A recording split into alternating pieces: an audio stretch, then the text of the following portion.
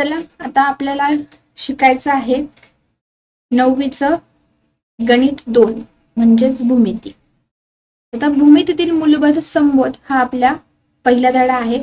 भूमिती म्हणजे काय? आता यामध्ये आपण काय की त्रिकोण, चौकोन, रेषा, प्रतल, समांतर रेषा, छेदिका, बरोबर, त्यानंतर आपण आलेख वगैरे हे सगळं शिकणार आहोत.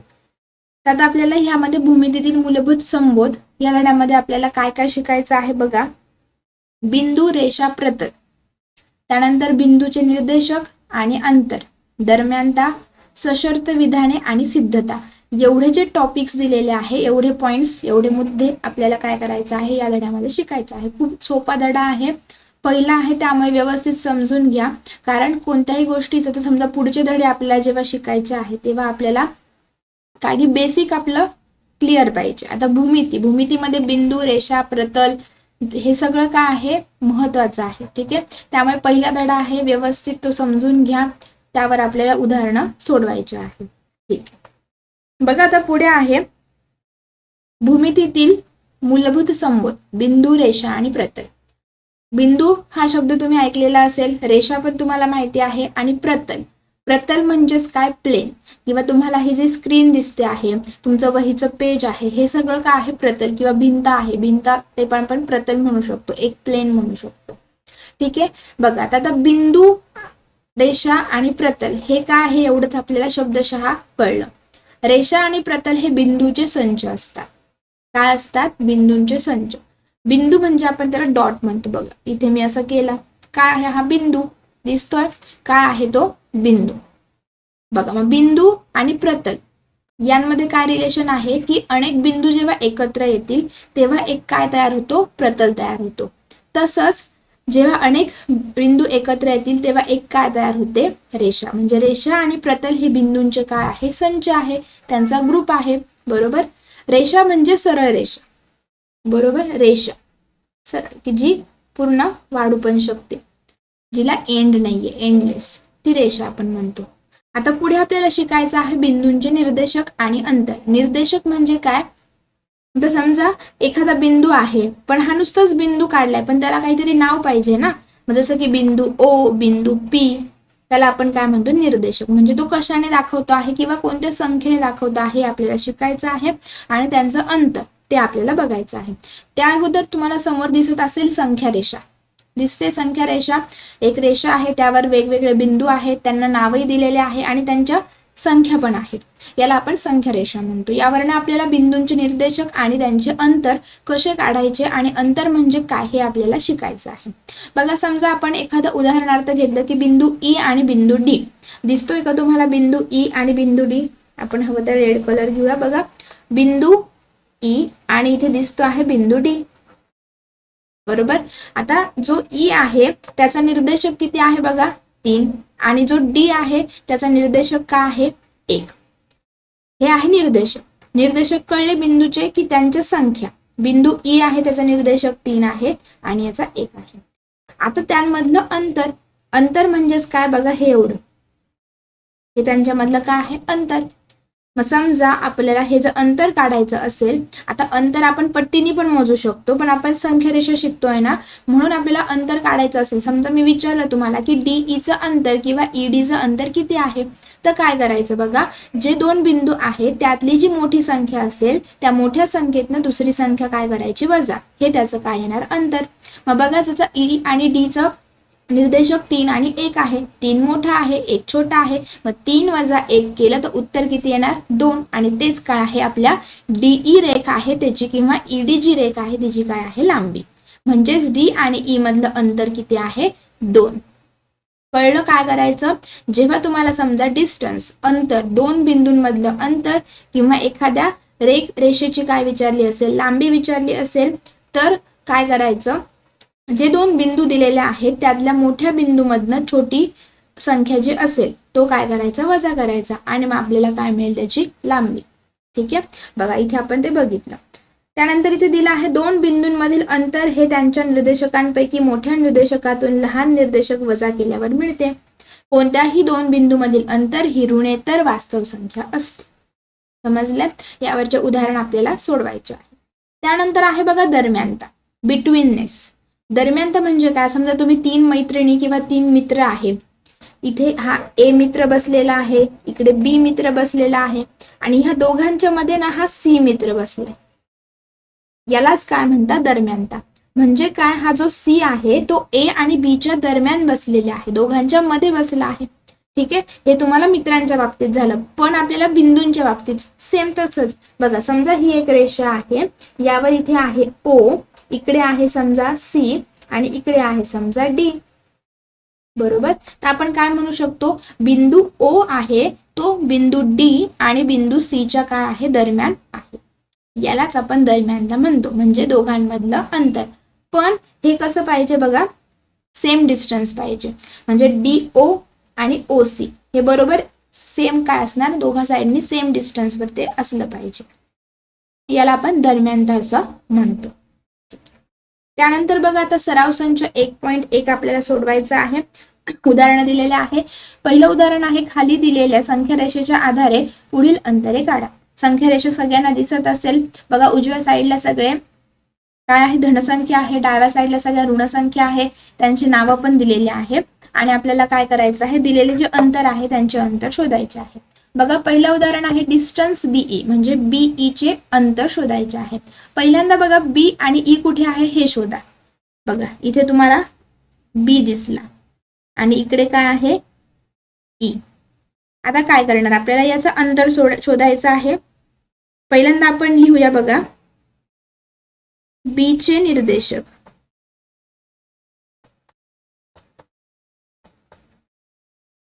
बी चे निर्देशक किती आहे 2, 2 हा बी चा निर्देशक आहे. त्यानंतर ई, ई चे निर्देशक, ई चा निर्देशक कोण आहे 5. आता यांमध्ये आधी लहान मोठेपणा ठरवा, काय आहे 5 हा 2 पेक्षा काय आहे मोठा, म्हणजे 5 मधनं 2 आपल्याला काय करावं लागेल वजा. आपल्याला काय करायचं आहे, बीई मधलं अंतर, तर आपण काय करणार मग 5 वजा 2 किती उत्तर येणार मग 3. म्हणजेच बीई चं अंतर किती आलेलं आहे किंवा बीई ची लांबी किती आलेली आहे तर 3. किती आले आहे 3. समजलं काय केलेलं आहे, अगदी सोपं आहे. फक्त संख्या रेषा बघायची, निर्देशक लिहा, त्यांमध्ये लहान मोठेपणा ठरवा, मोठ्या संख्येतनं लहान संख्या वजा करा, बरोबर. पुढचं उदाहरण बघूया. आता काय आहे जे आणि ए. आपण परत संख्या रेषेकडे जाऊयात. आधी काय करू, आपण जे आणि ए चे निर्देशक बघूयात. बघा, जे कुठे दिसतो आहे तुम्हाला इथे आणि ए इथे दिसतो, जे आणि ए. ए चे निर्देशक किती आहे, म्हणजे ए चा निर्देशक कोण आहे 1 आणि जे चा निर्देशक कोण आहे -2. आधी आपण ते लिहून घेऊयात.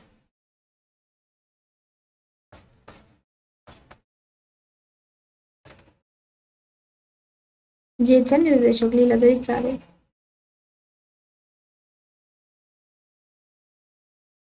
जे चा निर्देशक कोण आहे -2 आणि ए चा निर्देशक कोण आहे 1. ठीक आहे, कोण आहे 1. आता 1 आणि -2 मध्ये लहान मोठेपणा ठरवा. काय आहे बघा, 1 आणि -2 काय आहे, कोणती पण ऋण संख्या जी असते ती धनसंख्येपेक्षा लहान असते. जरी इथे दिसताना 2 मोठा आहे, पण इथे 2 मोठा नाही, कारण त्याला वजा चिन्ह आहे, तो काय आहे लहान, म्हणजे मोठी संख्या कोण आहे तर 1. मग आपल्याला काय करायचं आहे, जे आणि ए मधलं अंतर. मग आपण काय करणार, मोठ्या संख्येतनं वजा छोटी संख्या करणार, म्हणजे 1 वजा 2, वजा वजा काय होतं अधिक, म्हणजेच आपलं जे ए चं अंतर किती आलेलं आहे 1 अधिक 2 3. किती आलेलं आहे 1 अधिक 2. समजलं, जे ए चं अंतर कसं काढलं आपण, मोठ्या संख्येतनं लहान संख्या वजा, पण इथे वजा चिन्ह आहे. लक्षात ठेवा, सगळ्या धनसंख्या ज्या आहेत त्या ऋण संख्येपेक्षा मोठ्या असतात. ठीक आहे, त्यानंतर पुढे बघू आता पी सी, त्याचं अंतर शोधायचं आहे. परत आपण संख्या रेषा बघूया, त्याच्या आधी पॉइंट्स कुठे आहे, बिंदू कुठे आहेत ते बघू. बघा, पी इथे आहे आणि सी इथे आहे. सी चा निर्देशक 3 आहे आणि पी चा निर्देशक -4 आहे. ते आपण लिहून घेऊयात.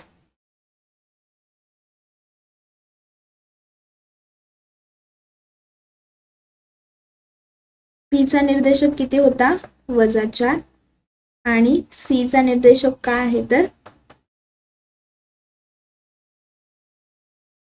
3. बरोबर, एकदा खात्री करू 3 आहे. ठीक आहे, आता यामध्ये लहान मोठेपणा ठरवा. काय सांगितलं? समजा -4 आणि 3 आहे. ऋण संख्या नेहमीच छोट्या असतात, त्यामुळे कोण येणार? मोठं 3. मग आपण PC चं अंतर काढूया. कसं काढणार? मोठ्या संख्येतनं लहान संख्या वजा, म्हणजे 3 वजा वजा 4 वजा वजा काय होणार? अधिक. मग काय येणार? 3 अधिक 4 किती होणार? 7. म्हणजे PC चं अंतर किती आलेलं आहे? 7. किती आलेलं आहे? 7. समजलंय? खूप सोपं आहे उदाहरण. फक्त संख्या रेषा बघा व्यवस्थित, त्याचे निर्देशक लिहा, लहान मोठेपणा ठरवा, वजा बाकी करा. त्यानंतर आहे तर दुसरा प्रश्न. बिंदू A चा निर्देशक x आणि बिंदू B चा निर्देशक y आहे, तर खालील बाबतीत AB चे अंतर काढा. x बरोबर आहे 1 आणि y बरोबर आहे 7. ठीक आहे, बघा आता पहिल्यांदा आपण बिंदू A चा निर्देशक x मानलेला आहे, त्यांनी सांगितलं आहे. मग आपण लिहूयात बिंदू A बरोबर x बरोबर 1 आहे आणि बिंदू B बरोबर y बरोबर काय आहे? 7. आणि आपल्याला शोधायचं काय आहे? AB चं अंतर. मग पहिल्यांदा काय करा? लहान मोठेपणा ठरवा. ठीक आहे, लहान मोठेपणामध्ये काय येणार? 1 आणि 7 मध्ये मोठा कोण आहे? 7. मग आपण काय लिहिणार? AB चं अंतर बरोबर काय करणार? 7 वजा 1. किती येणार ते? 7 वजा 1 6. हे काय आहे? AB चं अंतर. सोपं आहे की नाही? फक्त x आणि y च्या रूपात आपल्याला नंबर दिलेले आहेत, ते बिंदू A आणि B घ्या. बिंदू A बरोबर x बरोबर 1 आणि बिंदू B बरोबर y बरोबर 7. लहान मोठेपणा ठरवला, वजा बाकी त्यांची केली. पुढचं उदाहरण बघूया. तेच आहे प्रश्न. x बरोबर -3 आणि y बरोबर -6. आपण लिहून घेऊया. पहिल्यांदा बिंदू A बरोबर x बरोबर -3 आणि बिंदू B बरोबर y बरोबर -6. लहान मोठेपणा ठरवा. आता यामध्ये काय आहे बघा, कोण मोठं दिसतंय आणि कोण लहान? दोन्ही संख्या ऋण आहे. यातला लहान मोठेपणा आपण शिकलेलो आहे 7वी 8वीच्या वर्गांमध्ये. जरी दोन्ही संख्या ऋण आहे, पण संख्या रेषेपासून बघितलं, समजा आपण ही संख्या रेषा आहे, इकडे 0, इकडे -1 -2 -3 -4 -5 -6 असं येणार आहे. मग पहिल्यांदा शून्यापासून पहिली कोण येते? म्हणजे मोठी संख्या कोण आहे? -3. बरोबर. मग आता यांचं काय करायचं आहे आपल्याला? AB चं अंतर. मोठी संख्या कोण आहे? -3 वजा वजा 6. हे सोडवूया. वजा वजा होणार अधिक, परत इथे आलं वजा आणि अधिक. रूल माहिती आहे ना? अधिक वजा असेल तर वजा, वजा अधिक असेल तरी वजा, वजा वजा असेल तर अधिक होणार, अधिक अधिक असेल तर अधिकच होणार. हे नियम हवं तर एखाद्या कोपऱ्यात लिहून ठेवा, उपयोगी येतील. ठीक आहे, बघा वजा अधिक काय होणार? वजा, म्हणजे 6 वजा 3. उत्तर येणार 3. मोठी संख्या 6 आहे म्हणून चिन्ह अधिकच राहणार. मग हे AB चं आपल्याला अंतर भेटलं. समजलंय उदाहरण? सोपं आहे. त्यानंतर पुढे बघा, खाली दिलेल्या माहितीवरून कोणता बिंदू इतर दोन बिंदूंच्या दरम्यान आहे ते ठरवा. दिलेले बिंदू एकरेषीय नसतील तर तसे लिहा. पहिलं उदाहरण आहे बघा, PR चं अंतर आहे 7, PQ चं अंतर आहे 10 आणि QR चं अंतर आहे 3. आता आपल्याला माहिती नाहीये की नेमकं दरम्यान कोण आहे, की PQ च्या दरम्यान R आहे का PR च्या दरम्यान Q आहे. ठीक आहे, पहिल्यांदा आपण लिहून घेऊया जे दिलेलं आहे ते. PR बरोबर 7, त्यानंतर PQ बरोबर 10 आणि QR बरोबर काय आहे? 3. समजा आता बघा आपण काय केलं, PR अधिक QR केलं. PR किती आहे? 7, QR किती आहे? 10, सॉरी 3. उत्तर किती येणार दोघांचं? 10. बरोबर. म्हणजेच काय येत आहे बघा, की PR अधिक QR असेल. 10 कोण आहे? PQ, त्याच्या बरोबरीने ते येत आहे. ही आपण पहिल्यांदा आपण काय केलं, 7 आणि 3 यांची बेरीज. समजा आपण काय म्हटलं बघा, PR आणि QR यांची बेरीज किती येते आहे, PQ येते आहे. म्हणजे 7 आणि 3 यांची बेरीज किती आहे, 10. बरोबर. मग 10 आणि हे पण काय आहे 10. आपण ते लिहूयात, 7 अधिक 3 बरोबर 10. बघा दोन्ही काय येत आहे, सारखे येत आहे. म्हणजेच काय, त्यांचं अंतर काय आहे, सारखं आहे. मग हे PRQ किंवा PQR हे जे दोन बिंदू दिलेले आहेत ते काय आहेत, आपले एक रेषीय आहे, समान अंतरावर आहे. मग आपण म्हणू शकतो, म्हणून PRQ हे बिंदू काय आहे, एक रेषीय आहे. हे एक रेषीय आहे तर आपल्याला कळलं. पण त्यांनी काय विचारलं आहे, कोणता बिंदू इतर दोन बिंदूंच्या मध्ये येतो. मग आपल्याला काय शिकणार करायचं आहे बघा. समजा P इथे काय आहे, PRQR हे कशाच्या बरोबरीने आहे, PQ च्या बरोबरीने. म्हणजे PQ असा मोठा आहे, इथून एवढा हा PQ आहे, तो टोटल किती आहे 10. त्यात PR आणि QR मिळून काय तयार झालेला आहे 10. PR किती आहे 7, QR किती आहे 3. म्हणजे R हा बिंदू काय येतो आहे त्यांच्या दरम्यान. मग आपण काय लिहिणार, बिंदू R हा बिंदू P व बिंदू Q च्या दरम्यान आहे. मग दरम्यान तर आपण असं दाखवू शकतो, याचा अर्थ काय आहे की PQ च्या दरम्यान R आहे, किंवा हा त्यांचा मध्यबिंदू आपण त्यांना दरम्यानता म्हणू शकतो. समजलंय. पहिल्यांदा आपण काय ठरवले की ते बिंदू एकरेषीय आहे की नाही. एकरेषीय आहे म्हणजेच त्यांच्यामध्ये एक बिंदू दरम्यान असणार, पण तो कोणता बिंदू ते आपल्याला ठरवावं लागतं. बघा PQ किती होतं 10, त्यात PR 7 आणि काय होता RQ 3. म्हणजे हा R जो बिंदू आहे त्यांच्या काय आहे दरम्यान आहे असं आपण म्हणू शकतो. ते इथे आपण दाखवू. ठीक आहे. पुढचं उदाहरण बघूया. RS चं अंतर आहे 8, ST चं अंतर आहे 6, RT चं अंतर आहे 4. बघ पहिल्यांदा लिहून घेऊयात. R 8 आहे, ST बरोबर 6 आहे आणि इथे RT बरोबर 4 आहे. माहिती नाहीये दरम्यान कोणते आहे. पहिल्यांदा काय करावं लागेल आपल्याला, ते एकरेषीय आहेत की नाही हे ठरवावं लागेल. ठीक आहे. समजा आपण पहिल्यांदा काय करू बघा, ह्या दोघांची बेरीज करू. RS आणि ST बरोबर 8 अधिक 6 किती होतात 14. आता काय करू बघा, ST आणि RT ची बेरीज करू.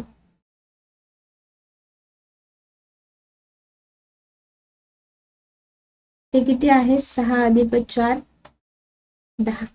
आता काय करू बघा, RS आणि ST ची बेरीज. RS आणि RT ची बेरीज करू. 8 अधिक 4 किती उत्तर आलं 12.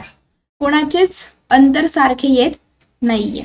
समजा काय पाहिजे बघा, आपण ह्या दोघांची जर बेरीज केली तर ही तिसऱ्याच्या बरोबरीने पाहिजे, किंवा ह्या दोघांची बेरीज केली तर ही पहिल्याच्या बरोबरीने पाहिजे, किंवा ह्या पहिल्याची आणि शेवटची म्हणजे RS आणि RT ची बेरीज केली तर ती ST च्या बरोबरीने पाहिजे. पण असं कुठे आहे का, नाही. त्यामुळे हे तीनही बिंदू एकरेषीय नाही. म्हणून RST हे बिंदू एकरेषीय नाही. जर ते एकरेषीय नाही त्यामुळे त्यांच्या दरम्यान तर येणारच नाही. एकरेषीय म्हणजे काय की सरळ रेषेमध्ये जे बिंदू असतात, जसं की बघा इथे आपण दाखवलं आहे सरळ रेषेत आहे, त्यांना आपण एकरेषीय बिंदू असं म्हणतो. ठीक आहे. एकरेषीय बिंदू कसं असतात की जसं त्यांचं अंतर एक का असं दोघांचं कोणाच्या तरी अंतरांची बेरीज ही तिसऱ्याच्या बरोबरीने असते, पण इथे कोणाचीच बेरीज सारखी येत नाहीये. त्यामुळे हे तीनही बिंदू एकरेषीय नाही. त्यानंतर पुढे बघा, आकृती काढून प्रश्नांची उत्तरे लिहा. जर ABC आणि AC ची लांबी 11 आहे, BC 6.5 आहे, तर AB बरोबर किती. आकृती काढायची आणि त्यांचं काय करायचं आहे, आपल्याला प्रश्नांची उत्तरं द्यायची आहे. ठीक आहे, पहिल्यांदा आपण एक काय करू, आकृती म्हणजे रेषा काढू. बघा ए बी सी अशा आहेत, इथे ए बी आणि सी आहे. ए सी ची लांबी किती आहे बघा, हा पूर्ण ए सी आहे तो 11 आहे. बी सी किती आहे, 6.5 आहे. तर आपल्याला काय करायचं आहे, ए बी ची लांबी काढायची आहे. आकृतीवरून आपण काय लिहू शकतो बघा, डिस्टन्स म्हणजे अंतर ए सी चं कोणाच्या बरोबरीने असतं बघा, ए बी अधिक बी सी. जर ए बी अधिक बी सी केला तर आपल्याला अंतर कोणाचं भेटणार, ए सी चं. ते आपण लिहिलं. मग आता इथे अंतर टाकूया. ए सी चं अंतर आहे 11, ए बी चं अंतर आपल्याला शोधायचं त्यामुळे तसंच लिहू, आणि बी सी चं अंतर किती आहे 6.5 ते लिहू. आता हा 6.5 इकडे आणू, येताना काय होणार तो वजा, बरोबर काय राहणार, ए बी चं अंतर यांची वजाबाकी करूया. पॉइंट आहे त्यामुळे वजाबाकी करताना जरा व्यवस्थित पॉइंटच्या खाली पॉइंटच लिहायचा आणि इतर संख्या काय करायच्या लिहायच्या. तर इथे 10 5 गेले, 5 येणार, इथे पॉइंट येणार 6 आणि 7,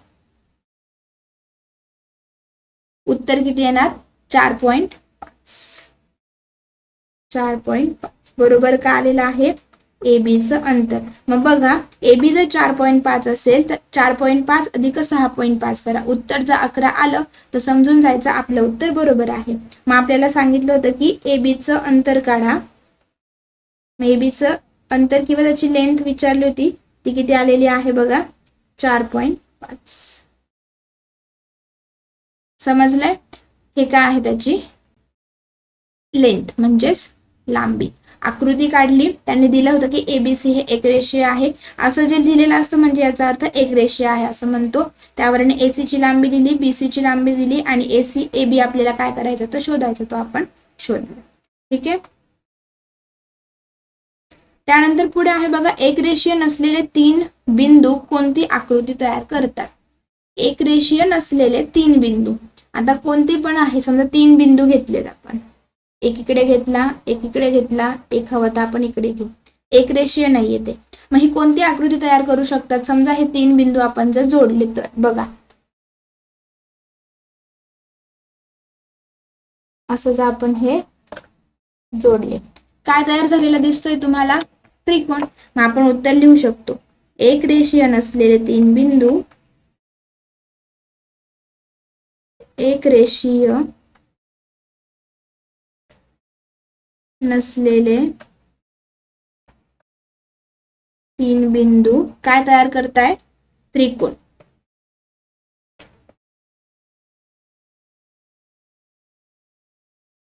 त्रिकोण तयार करताय. समजलंय, हे आपण त्याचं उत्तर लिहिलेलं आहे.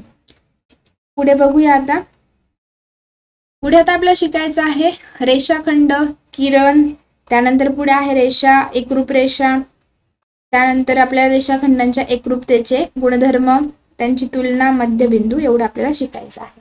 बघा रेषाखंड, खंड म्हणजे काय की जिथे ती लाईन सेगमेंट आपण त्याला म्हणतो. रेषाखंड कसा असू शकतो मग, बरोबर, जिथे ती स्टॉप होऊ शकते, याला आपण नाव देऊ शकतो ए बी. अशी हा काय असतो रेषाखंड, त्याचं नाव आपण ए बी दिलेलं आहे. त्यानंतर आहे किरण. किरण म्हणजे काय, एक बाजूने असं पुढे ती वाढू शकतो, त्याला आपण काय म्हणतो किरण. याला पण नाव आपण देऊ शकतो, समजा बी आणि इथे एखादा असेल तर सी.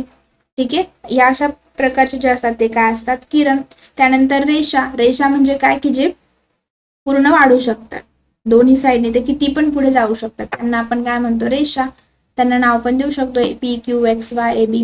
त्यानंतर आहे एकरूप रेषाखंड. एकरूप म्हणजे काय, एक समान, समान मापांचे. समजा मी इथे 2 रेषाखंड काढले आहेत बघा, हा एक रेषाखंड आहे ए बी आणि हा एक रेषाखंड आहे पी क्यू. तर हे दोन्ही रेषाखंड एकरूप आहेत का, एकरूप म्हणजे काय, समान लांबीचे, समान मापांचे. दिसतं आहे की ए बी छोटा आहे पी क्यू पेक्षा, म्हणजे हे एकरूप नाही. एकरूप म्हणायचे ठरले तर आपण समजा बघा असे जर सारखे सारखे दोन्ही काढले तर हे दोन्ही रेषाखंड, समजा आपण एल एम यांना नाव दिले की LK आणि MP हे काय आहे, एकरूप आहे. एकरूप म्हणजे काय समजलं की ज्यांचे माप किंवा त्यांची लांबी काय असतात समान, त्यांना एकरूप म्हणतो.